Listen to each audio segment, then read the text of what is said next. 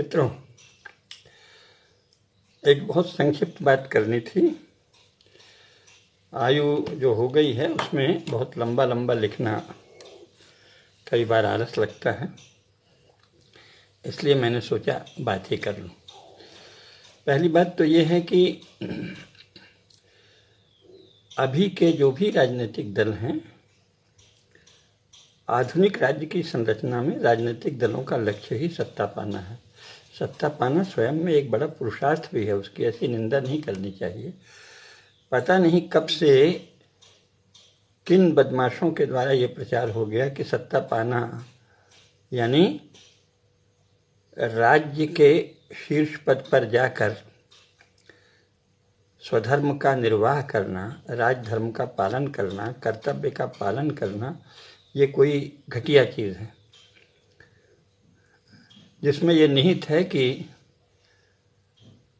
अगर जो सत्ता पाने का प्रयास कर रहा है वो बार बार घोषित करे कि मैं सत्ता के लिए नहीं केवल देश सेवा के लिए जा रहा हूँ, तो केवल इस घोषणा से वो श्रेष्ठ हो जाएगा। और अगर वो यह सत्य बोल दे कि हम स्वधर्म पालन के लिए, जैसे लोग खेती करते हैं, व्यापार करते हैं, वाणिज्य करते हैं, पढ़ाई करते हैं, विद्वान होते हैं, तो विद्वान क्यों होते हैं? मैं पढ़ता हूँ तो क्यों पढ़ता हूँ? विद्वान होने के लिए, ज्ञानी होने के लिए, जानकार होने के लिए। क्या वो मैं रोज घोषणा करता हूँ कि मैं इसलिए पढ़ता हूँ कि मैं देश का काम करूँ? देश का काम निश्चय ही होता है, पर ये रोज घोषणा करनी पड़े तो कितनी हास्यास्पद बात हो जाएगी। और किसान रोज कहे कि मैं देश के लिए खेती करता हूँ, परिवार के लिए नहीं, और आसपास के लोगों के लिए नहीं, कर्तव्य पालन के लिए नहीं, अपने कुल परंपरा के निर्वाह के लिए नहीं, मैं तो बस देश के लिए खेती करता हूँ।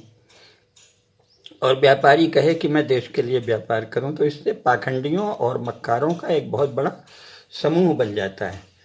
लेकिन ऐसा कुछ सम्मोहन चला विशेषकर 15 अगस्त 1947 के बाद कि ये कहना सार्वजनिक जीवन में संचार माध्यमों के स्तर पर अनिवार्य हो गया कि साहब हम तो सत्ता के लिए, हमें सत्ता नहीं चाहिए।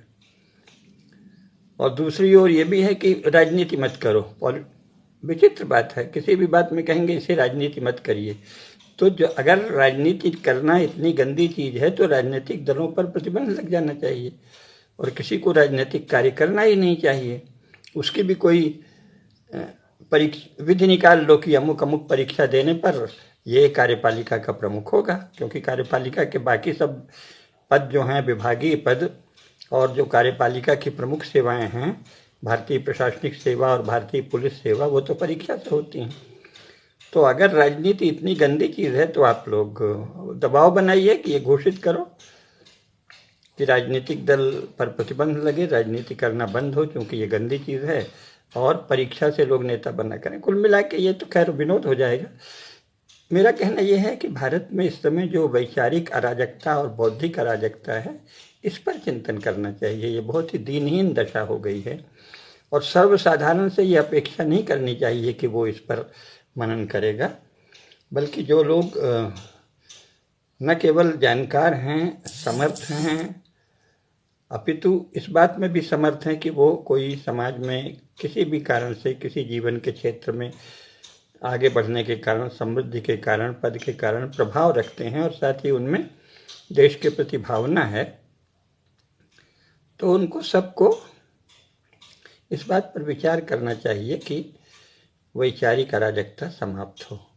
कम से कम ऊपर संचार माध्यमों के जो प्रमुख लोग हैं, उन पे दबाव बनाना चाहिए कि वो कोई सार्थक शब्दों का प्रयोग करें, सार्थक बातें करें।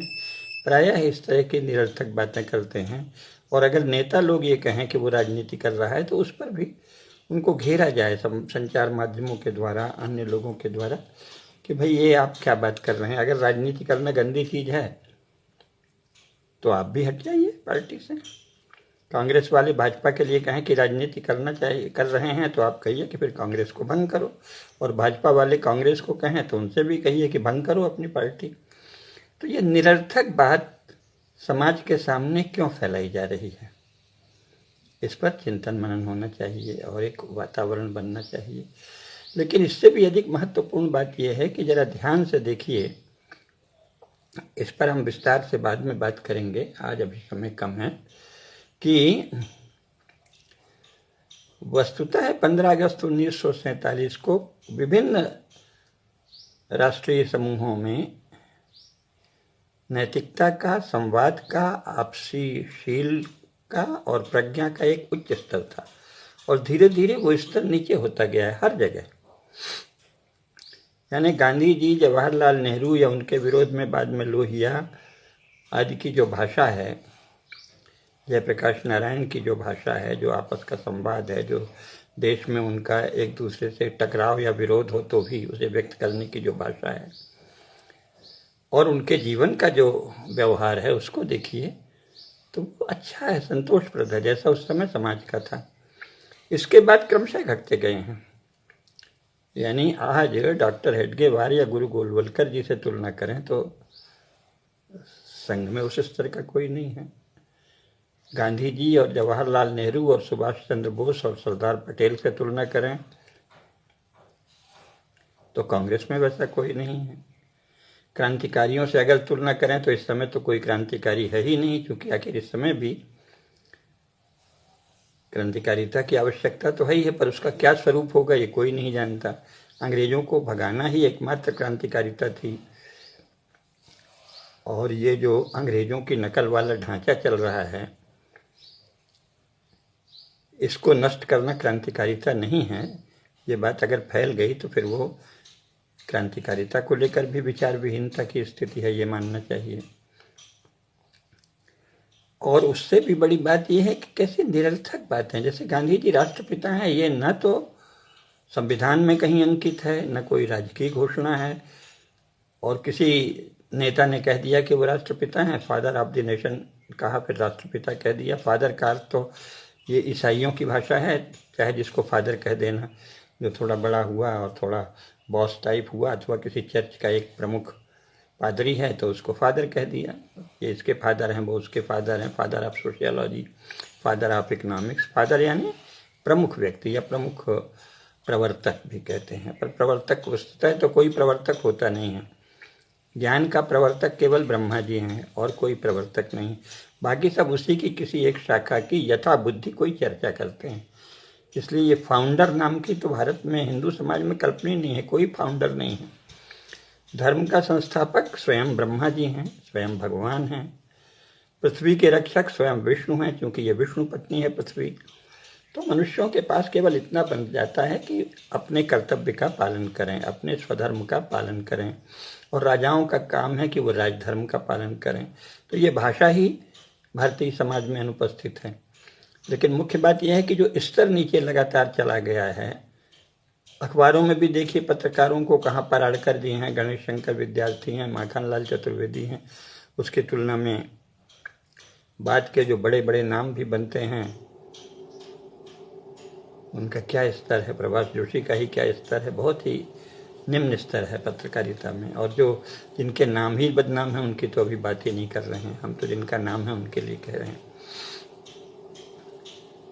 अब जवाहरलाल नेहरू से चलिए तो इंदिरा गांधी, राजीव गांधी सब उनसे घट कर हैं, और राहुल का तो कहना ही क्या। तो ऐसा क्यों हो रहा है? कायदे से तो और बेहतर लोग आने चाहिए।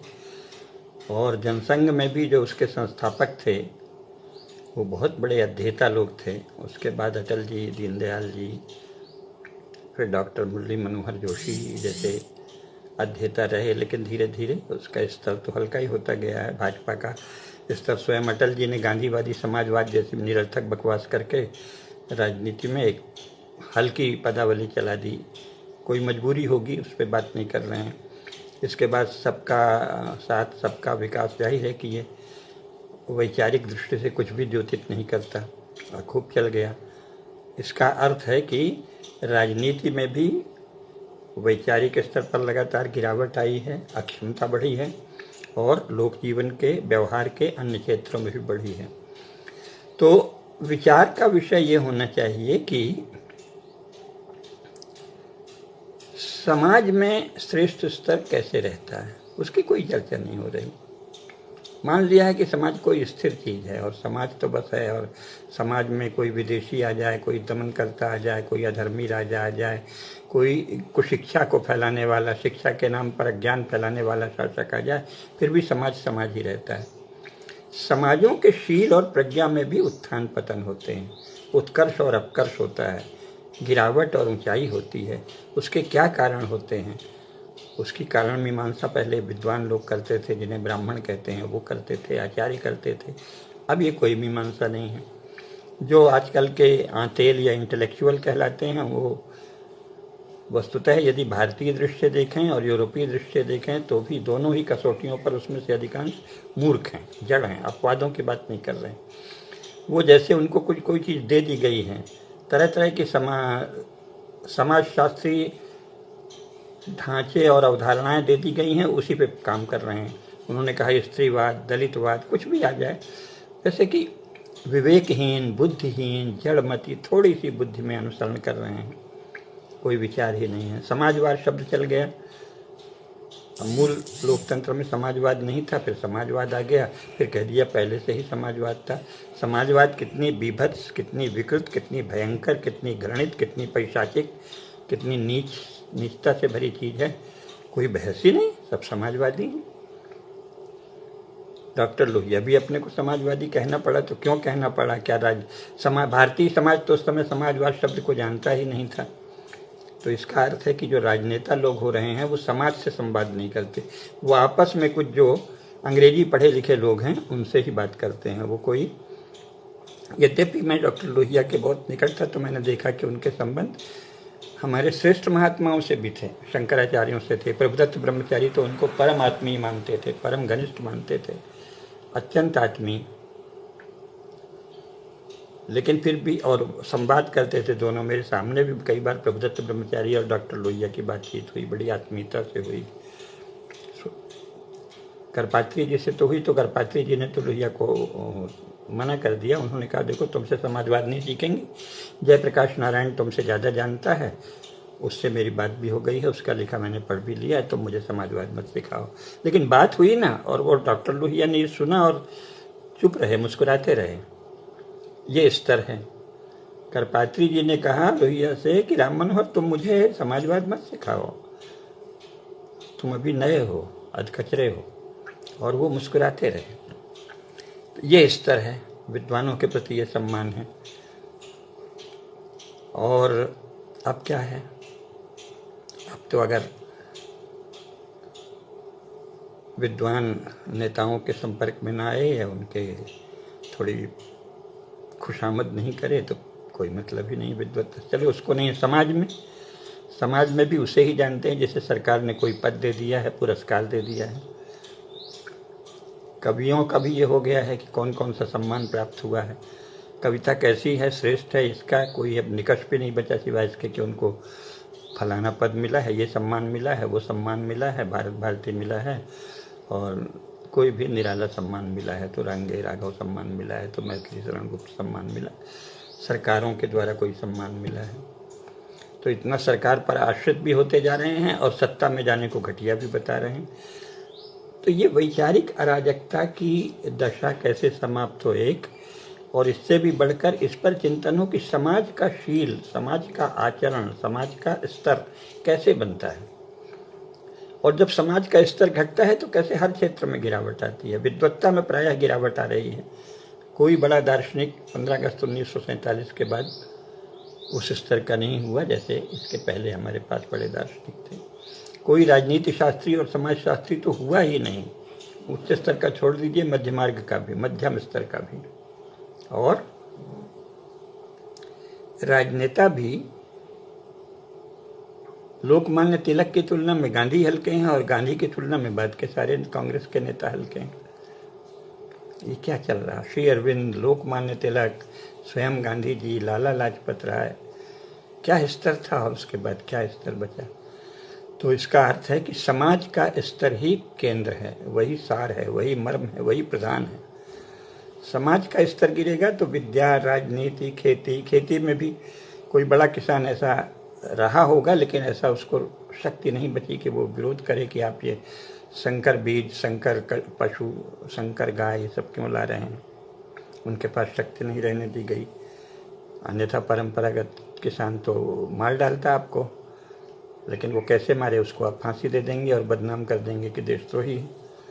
और अगर स्वाधीन समाज होता तो तुम हमारी गायों को हटा के संकर गाय ला रहे हो, हम तुमको मार देंगे जान से। इस पे इसको बहुत ऊंचा आदर्श माना जाता कि बदमाशों को मार दिया।